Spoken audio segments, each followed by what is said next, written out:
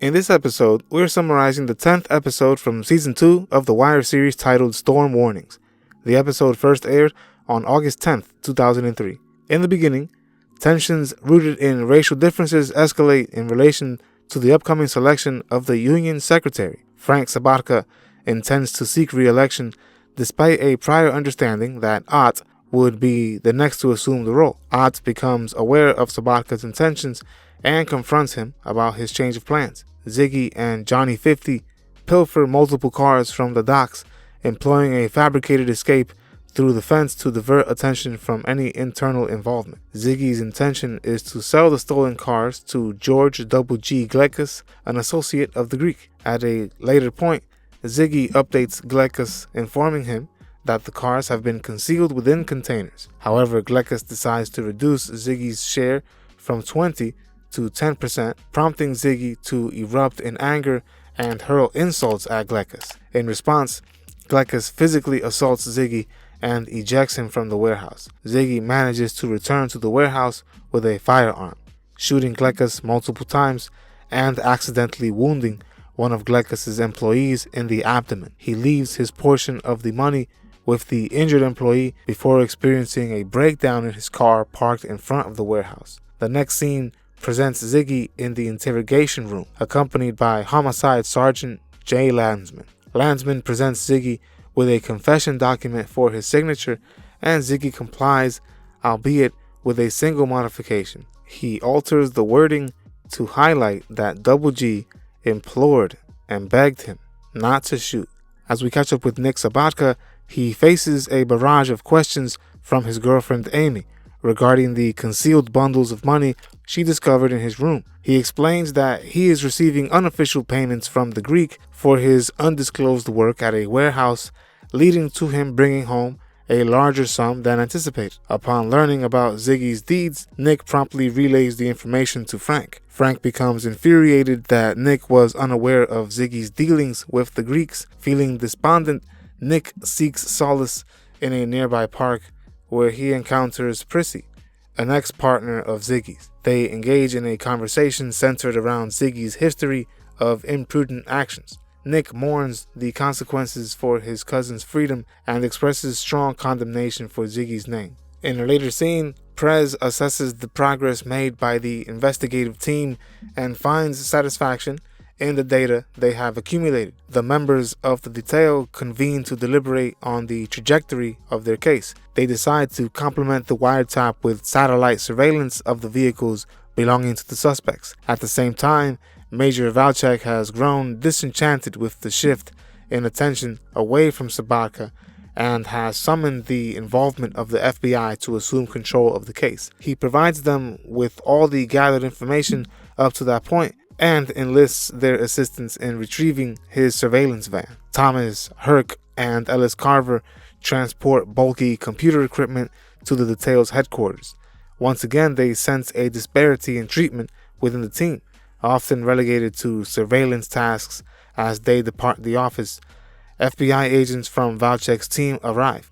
Later, Lieutenant Cedric Daniels and ASA Rhonda Perlman engage in discussions with the FBI, agreeing to collaborate on the case.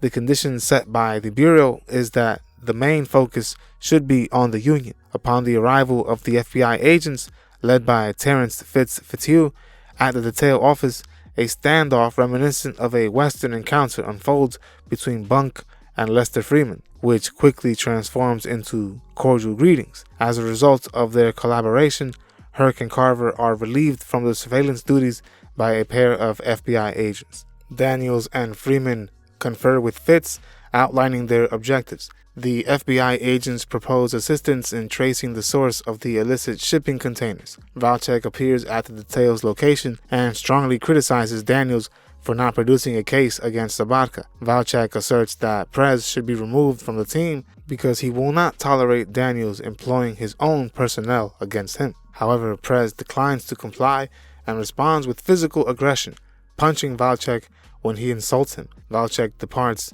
In anger, Prez hands over his firearm to Daniels as instructed and proceeds to his office as directed. Remember, I am summarizing this entire series as well as other popular works of literature, movies, and TV shows as well.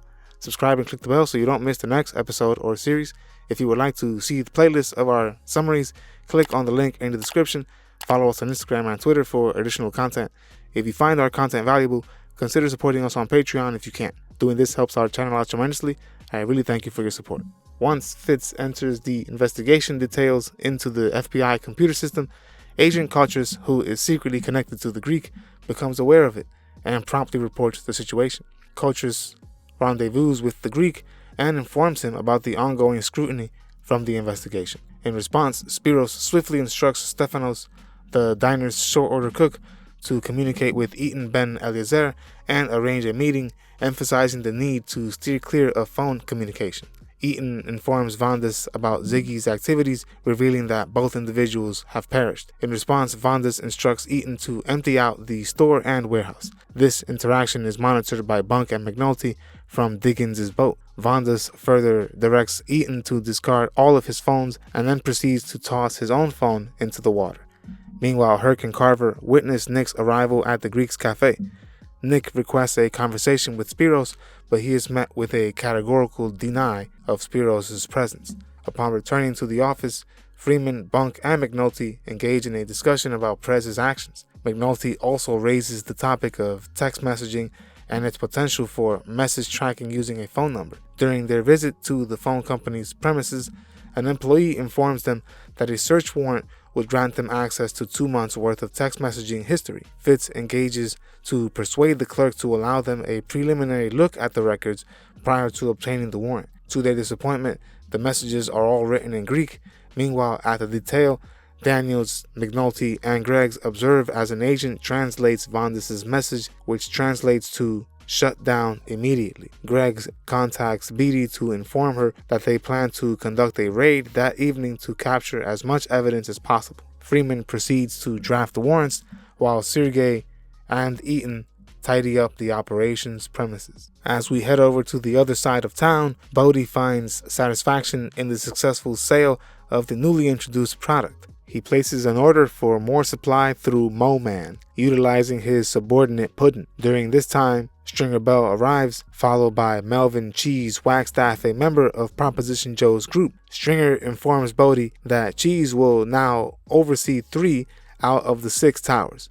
Confused about relinquishing territory, Bodhi questions this move, to which Stringer advises him to consider the origin of their successful new product. Stringer essentially tells Bodhi that their product is coming from Proposition Joe. Bodhi swiftly adjusts to the changed situation by outcompeting Cheese's team, undercutting their prices, and securing a sale from Bubbles. Despite Bodhi's actions, Cheese doesn't seem overly bothered, and the two exchange playful banter. Nevertheless, Cheese becomes agitated when a man dressed in a manner reminiscent of a Nation of Islam member approaches him, advising him to depart unless he is affiliated with Avon Barksdale. Cheese initially retorts by mocking Brother Mouzon's attire and suggesting he sell bean pies elsewhere. In response, Mouzon issues a more menacing directive for Cheese to leave, and when Cheese attempts to strike Mouzon, Mouzon fires a round of non-lethal rat shot into Cheese's arms. This action serves as a warning that the next round will be a live bullet. Cheese is suitably intimidated by this display and ultimately decides to move away.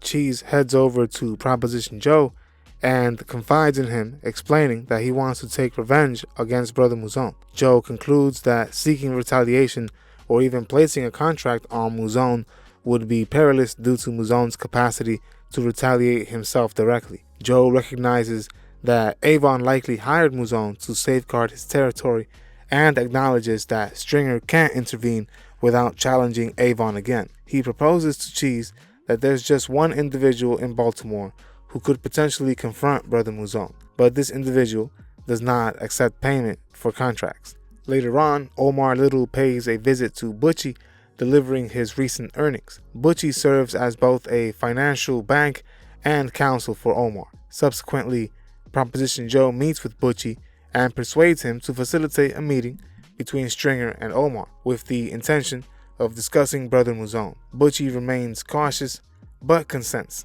on the condition that his nephew, Haywood, can offer security during the meeting. Back in the towers, Brother Mouzon stands guard and ends up reprimanding his subordinate Lamar for forgetting to get one of his financial magazines. Bodhi and Shamrock watch Muzon's watchfulness, and Shamrock is amazed by the fact that Muzon's reputation alone is deterring the Eastside drug dealers from seeking revenge. Bodhi ponders the future scenario when their high-quality product runs out. Shamrock asserts that if Stringer were inclined to collaborate with the Eastside dealers, Muzon wouldn't need to be present. That was episode number 23, titled Storm Warnings. To watch the next or previous episode summary, click on the link in the description or at the end of this video. In the description, you will also find additional links for supporting our channel. See you in the next episode. Goodbye. We upload new videos every week, so subscribe to our channel. Don't forget to hit the like button as well. Click the notification bell to be notified of when we upload these videos. See you on the next episode of Culture Screen.